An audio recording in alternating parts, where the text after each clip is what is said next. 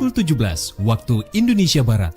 Soal perjuangan ke pusat, apapun yang diminta oleh pemerintah Aceh, Lon sebagai wakil Aceh siap memperjuangkan.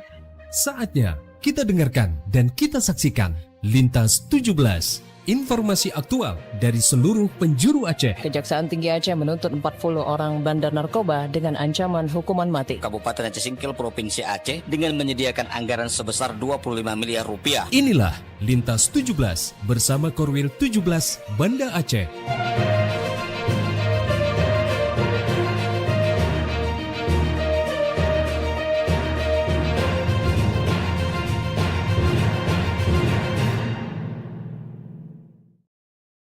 Assalamualaikum warahmatullahi wabarakatuh dari Jalan Sultan Iskandar Muda 13 Banda Aceh. Saya Arso bersama presenter dari RRI Sekorwil Nusantara 17 Banda Aceh, Loksmawe, Melabu, Takengon, Sabang, dan Singkil mengantarkan Lintas 17. Siaran berita berjaringan menyajikan informasi aktual yang terjadi di berbagai penjuru Aceh. Edisi hari ini, Kamis 13 Agustus 2026.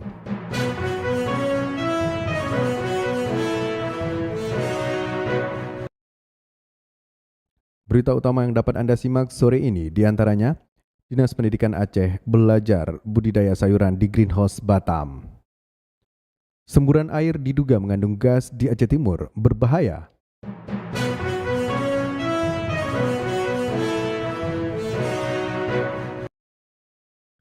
Siaran berita berjaringan ini dapat juga Anda akses melalui RRI Digital, serta turut disiarkan Radio Muna FM Subul Salam, Merdu FM Bidijaya, Radio Sapa FM Suara Bujang Salim Loksmawe, Radio Asalam Uin Araniri Darussalam Banda Aceh, Radio Suara Sabang, Radio Mutiara FM PD, Radio Cempala Kuning Aceh Timur, Radio Suluh Tamiang, serta Dirile RRI Radio Rimbaraya.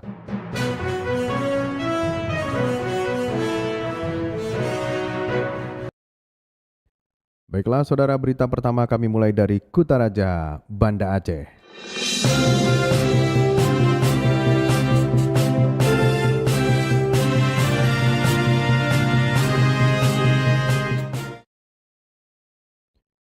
Dinas Pendidikan Aceh belajar langsung tentang budidaya sayuran melalui sistem greenhouse di Batam. Selengkapnya dilaporkan Tisimo Lydia Putri. Jajaran Dinas Pendidikan Aceh melaksanakan belajar langsung tentang budidaya sayuran sawi melalui sistem greenhouse rumah kaca, yakni bangunan dirancang khusus untuk menanam tanaman di Kota Batam. Kepala Bidang Pembinaan Sekolah Menengah Kejuruan SMK Dinas Pendidikan Aceh, Tarmidi, berharap sistem budidaya yang sudah dipelajari ini dapat diaplikasikan pada berbagai SMK di Aceh. Kita harapkan semua kepala SMK Aceh, khususnya di bidang pertanian, ini harus mampu mengedukasi siswanya dengan di bidang pertanian seperti yang hari ini disaksikan. Jadi harus mampu diaplikasikan di sekolah masing-masing, khususnya di SMK Pertanian. Sementara itu, Kepala Cabang Dinas Pendidikan Aceh Utara, Muhammad Johan, menegaskan bahwa pihaknya berupaya mendorong semangat SMK jurusan pertanian untuk berinovasi dan meningkatkan keterampilan para siswa. Bisa berikhtiar untuk memajukan dengan motivasi internal, tidak ada kata mengeluh, pasti bisa. Adapun greenhouse adalah tempat di mana inovasi teknologi dan alam bersatu padu untuk menciptakan sayur-sayuran hidroponik segar. Dari Banda Aceh, Tisimo Lydia Putri melaporkan. Dari Kutaraja Banda Aceh, Lintas 17 menuju Samudra Pasir, Aceh Utara.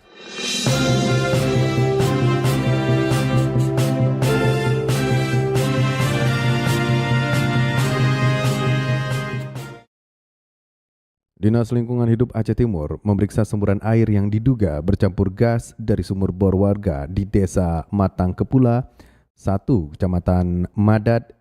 Informasi selengkapnya dilaporkan Aldo Numero.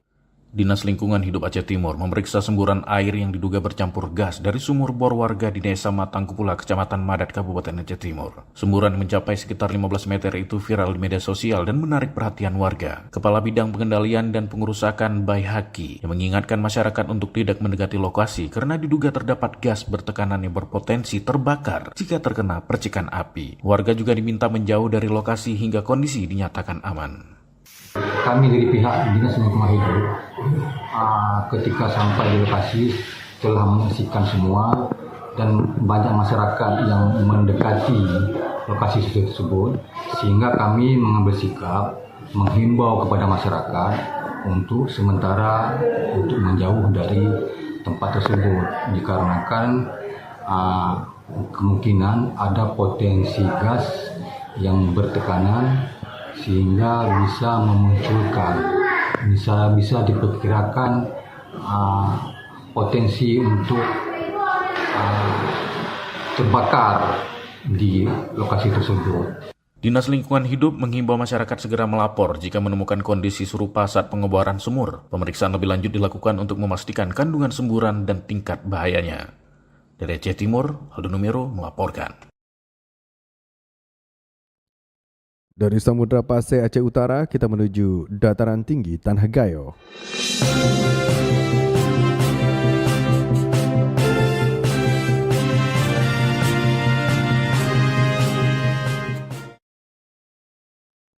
Kodim 0106 Aceh Tengah membangun belasan jembatan untuk pulihkan akses warga yang sempat terputus akibat bencana hidrometeorologi.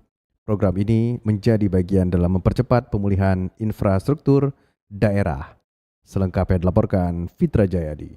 Kodim 0106 Aceh Tengah telah membangun sebanyak 11 unit jembatan di sejumlah wilayah setempat. Pembangunan dilakukan sebagai upaya membantu memulihkan akses masyarakat yang sempat terputus akibat bencana hidrometeorologi. Dandim 0106 Aceh Tengah Letkol CZI Rudi Haryanto mengemukakan hal itu dalam dialog interaktif di studio Programa 1 RRI Takengon yang dipandu presenter Fajri Rabu sore. Dirinya menjelaskan jembatan yang telah dibangun terdiri atas berbagai jenis, di antaranya 5 unit jembatan Bailey, 1 titik jembatan Aramco, serta 4 jembatan perintis atau jembatan gantung. Selain itu, sebut Dandim, 1 unit jembatan beton saat ini masih dalam proses pengerjaan. Kodim juga tengah mempersiapkan kembali pembangunan 1 unit jembatan Bailey di Burlah, Kecamatan Ketol. Banyak sekali jembatan-jembatan yang terputus, terutama di Aceh Tengah ini, betul, Pak, akibat dampak bencana, sehingga banyak masyarakat yang terhambat dalam melaksanakan aktivitas sehari-hari, baik itu berangkat sekolah. Di sini juga banyak juga yang berprofesi sebagai petani, di mana rumah dengan lahan kebunnya juga terpisah, sehingga mereka tidak bisa pergi berkebun ataupun mengambil hasil kebunnya karena rusaknya jembatan-jembatan tersebut.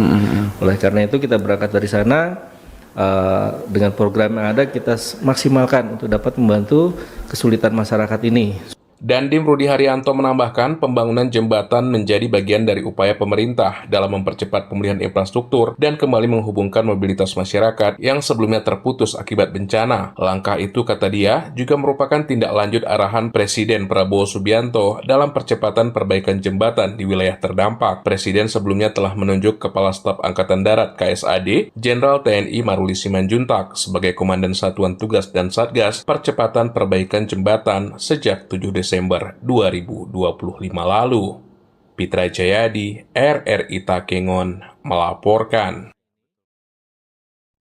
Peduli musibah kebakaran, Badan Pengawasan Pemilihan Umum atau Bawaslu Bener Meriah salurkan bantuan sembako dan pakaian layak untuk korban kebakaran di Jagong Jeget, Aceh Tengah. Selengkapnya dilaporkan Alfi Sahrin. Radio Antar Penduduk Indonesia RAPI 0121 Zulu Whisky Bener Meriah salurkan bantuan dan donasi dari masyarakat kepada korban kebakaran Jagong Jeget, Kabupaten Aceh Tengah. Ketua RAPI Bener Meriah Juliet Zulu 01 Juliet Zulu November Yuhda Asri menyebut pihaknya telah melakukan penggalangan dana selama 2 hari sebelumnya melalui RAPI Lokal 3 Pondok Baru dan Lokal 2 Lampahan. Kami anggota RAPI 0121 wilayah Bener Meriah siap mengantarkan bantuan daripada donasi masyarakat ke Kampung Jagong Jeget. RAPI Bener Meriah! Disebutkan, donasi yang disalurkan sedikitnya 21 juta rupiah dan dibagikan langsung ke masing-masing kepala keluarga melalui koordinasi bersama Reje Jeget Ayu dan Camat Jagong Jeget. Selain uang, RAPI juga menyalurkan bantuan pakaian, Al-Quran, Iqra, alat tulis, dan lainnya yang diangkut menggunakan 2 truk. Sementara itu, di lokasi kebakaran, anggota RAPI Juliet Zulu 01 Charlie Juliet Indian dan puluhan anggota lainnya memberikan motivasi dan doa kepada para korban agar selalu sabar dan tabah atas ujian yang dihadapi. Pihaknya berharap bantuan yang diberikan sedikit membantu meringankan beban kebutuhan sehari-hari. Alfi Sahrin, RRI Takengon, melaporkan. Anda sedang mendengarkan Lintas 17 dari Korwil 17 Banda Aceh.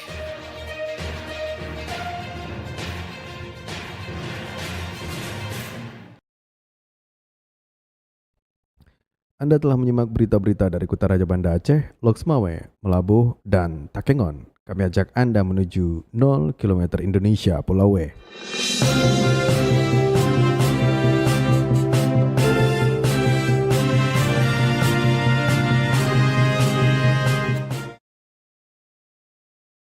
Kuarcap Sabang matangkan persiapan upacara Hari Pramuka ke-65. Berbagai latihan dilakukan.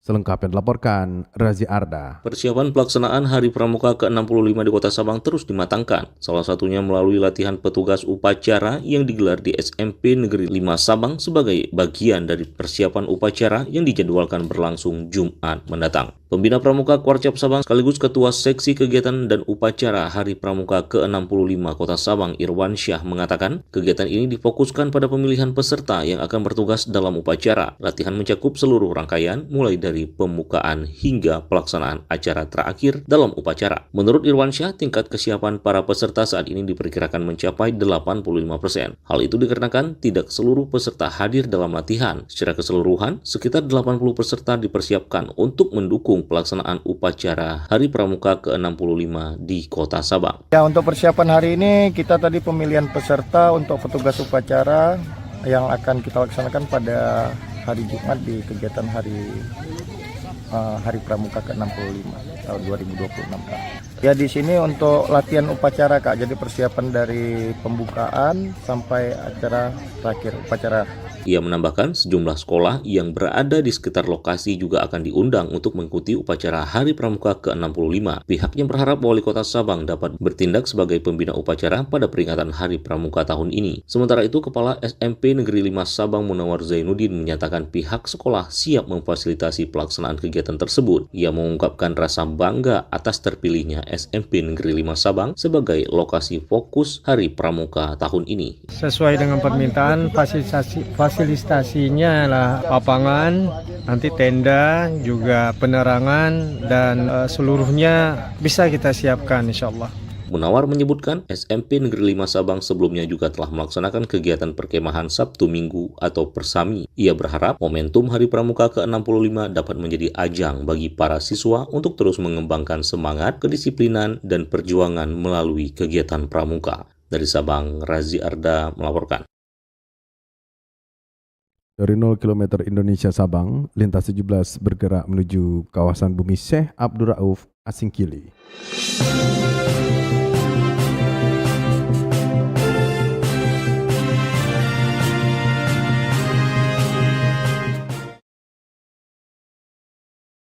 Mendukung program strategis Presiden, Pemko Subul Salam terus memacu percepatan pembangunan sekolah nasional terintegrasi.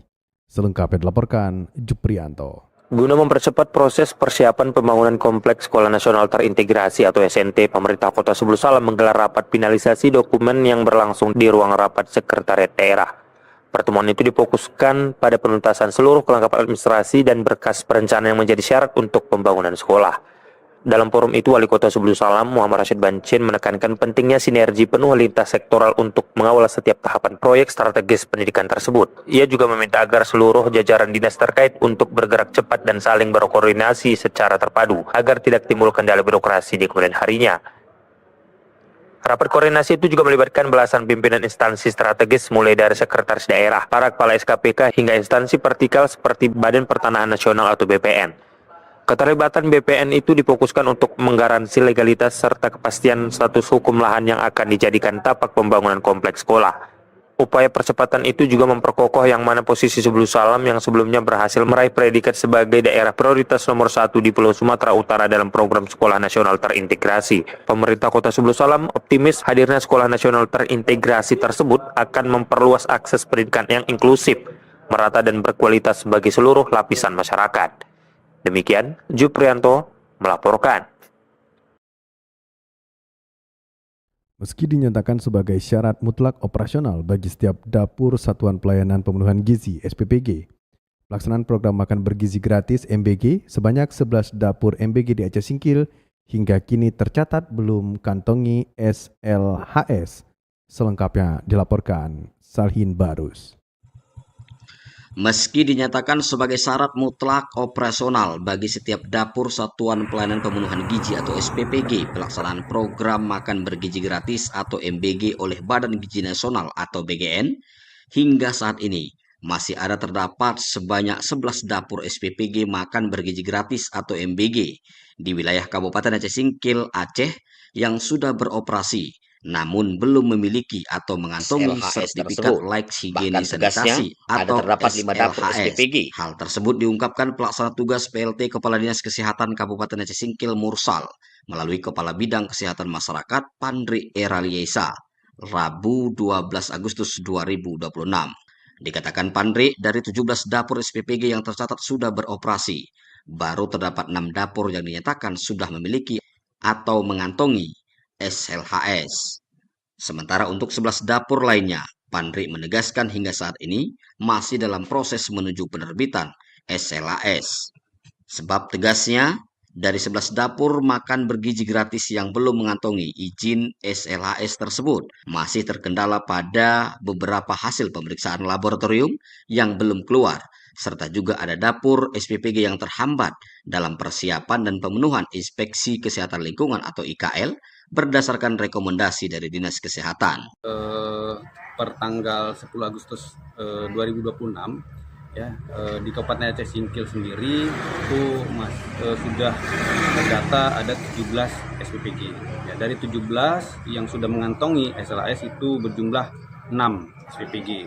Nah, sisanya ada 11 dapur SPPG lagi masih dalam tahap proses penerbitan SLHS. Nah, kendala yang kita hadapi sampai saat ini ada beberapa dapur yang sudah memenuhi syarat, tapi hasil uji laboratoriumnya sampai saat ini belum keluar, jadi belum bisa kita terbitkan atau keluarkan SLHS pada dapur SPPG tersebut.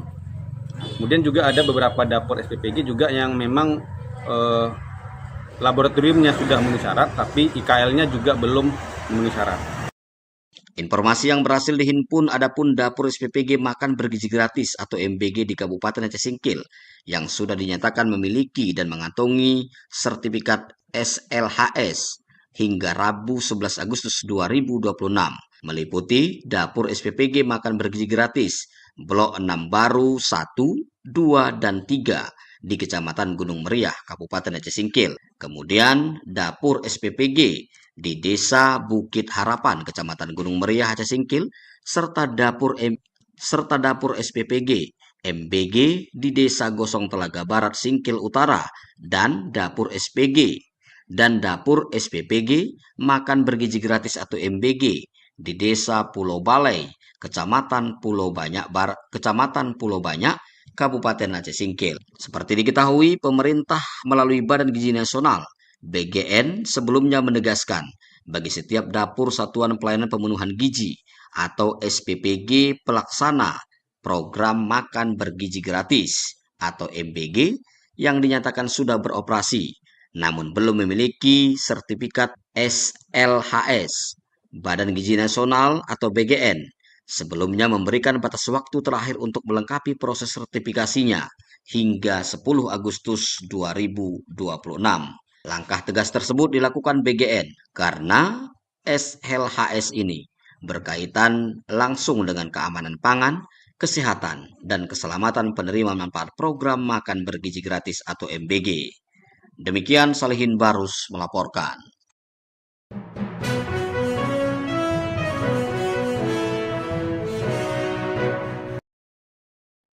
Dengan berakhirnya laporan tadi, berakhir sudah Lintas 17 sore ini. Berita utama dari RRI Sulawesi Batas Selasar Korwil 17 Banda Aceh. Atas perhatian Anda, kami ucapkan terima kasih. Wassalamualaikum warahmatullahi wabarakatuh. Sekali di udara, tetap di udara. Demikian Lintas 17 sore ini. Produksi Korwil 17 Banda Aceh.